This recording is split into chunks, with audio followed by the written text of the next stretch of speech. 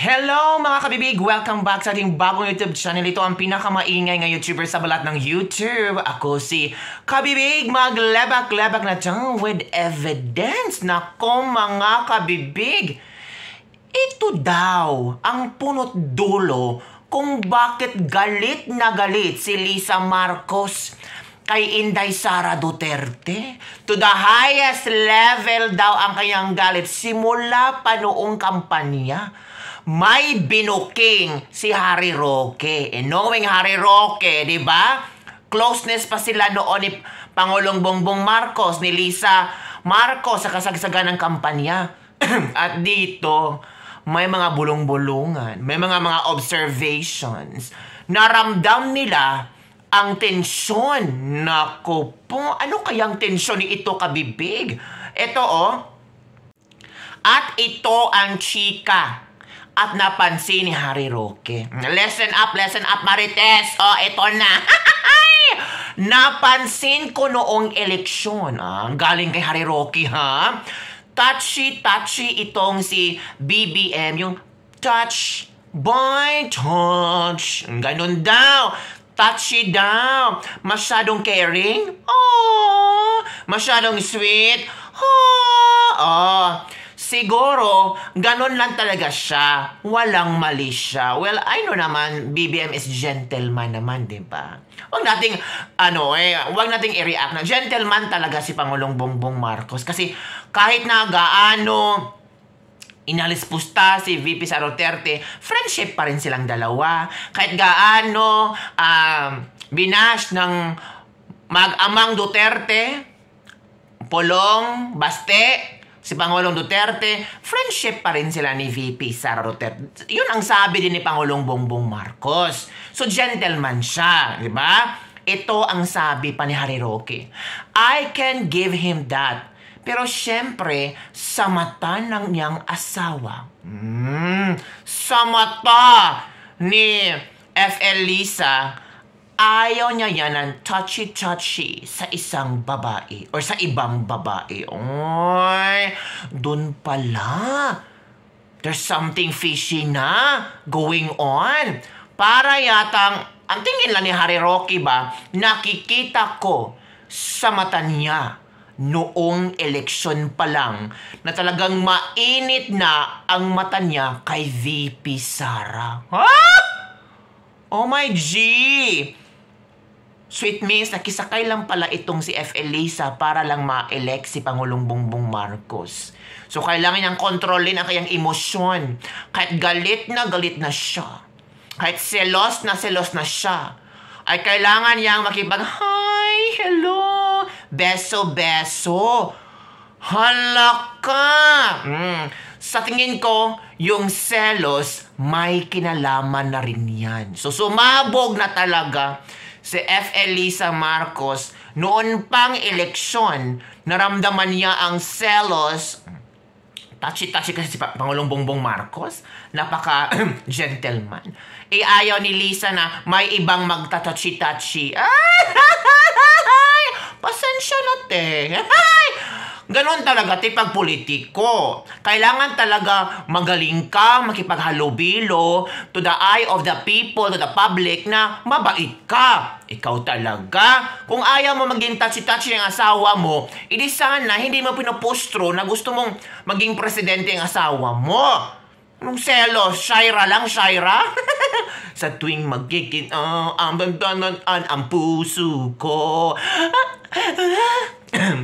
Ay nining na puso ko. Mata kasi yung ganun, yung galit na galit. Yung malalaki ang mata.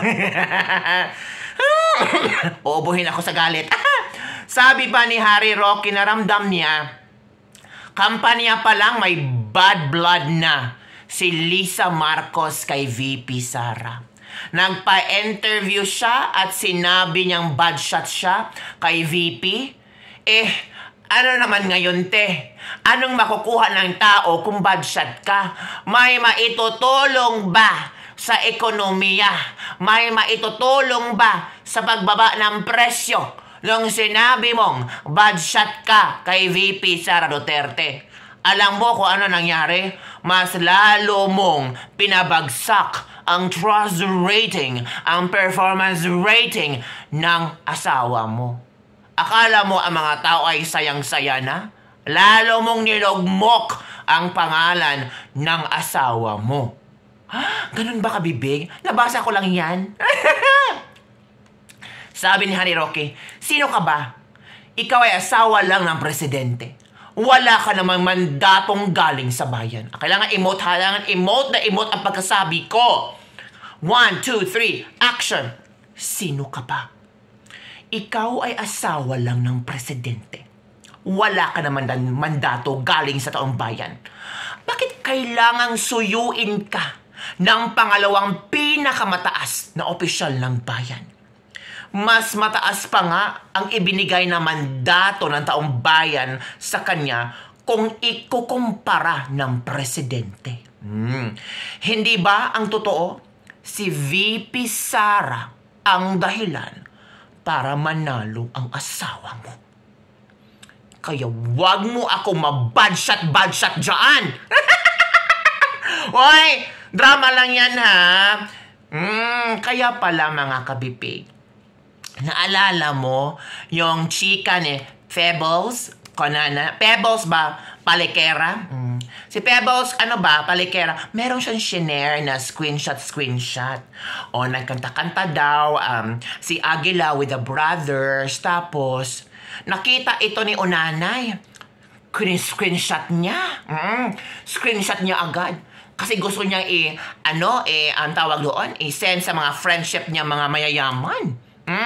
Tapos, alam nyo ba ang caption, mga kabibig? Kalerki ang caption. Kasi akala niya ba, sa friendship niya ito masisend? Hoy! Nagkamali siya na friendship. Nagkamali siya mag-send, kabibig. Doon pala niya sinend kay Aguila. At alam mo ba kung ano ang sinabi niya? Kalerk, itong babaeng ito, hindi siya careful sa mga screenshot niya. Bakit kaya hindi siya careful sa mga screenshot niya, no? Baka siya, unattended, not on coverage area. Iba pala ang iba kaya yung landline. O, diba? Saan ba yun? Sinabi ni Pebbles. Saan ba yun? Meron siyang specific word. Ito. Saan ba yun? Ang sabi niya na, teka muna ha. Ito na. Ang sabi pala ni Unanay, tingnan mo ang gaga, feel na feel kumanta. Ay, te. Magbuot ka, te. Kung feel na feel niyang kumanta. Bawal ba ang kumanta na feel niya? Ikaw nga, sumayaw na feel mo rin. Kaya te, huwag ka masyadong paandar pa, pa-epal, pa-importante, pa-relevant. Kasi ang mga tao, wala talagang gana sa inyo. Oo. Kung hindi lang talaga mabait si Pangulong Bongbong Marcos kay VP Sara Duterte, wala na te. Talaga, let's face the reality. May mga supporters nga kayo, pero mailan-ilan na lang. Kaya, kung sabihin ni FL Lisa daw na, I was kind to her. Yung mga supporters, hindi mo mauuto. Oo. I was kind to her. I was. It means, kailan nawala na magiging mabait ka sa kanya. Yun lang, kabibig, ang ating latest lebak-lebak for today. Ano ang iyong komento tungkol dito?